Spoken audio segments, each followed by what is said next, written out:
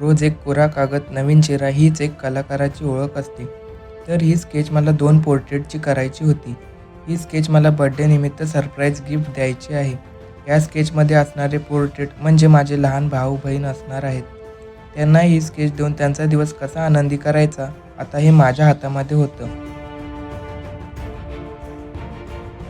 या पूर्ण स्केचमध्ये मी चारकोल पावडरचा यूज करून स्मूथ शेडिंग आणि हायलाइट करायला घेतलं आणि फेस कंप्लीट करून घेतला.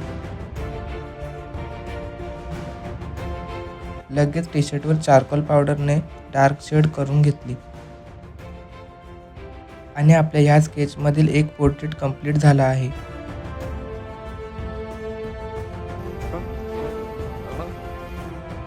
तुम्हाला रिझल्ट कसा वाटला कमेंट करून नक्की सांगा आणि नेक्स्ट पार्ट बघायला पेजला फॉलो करून घ्या.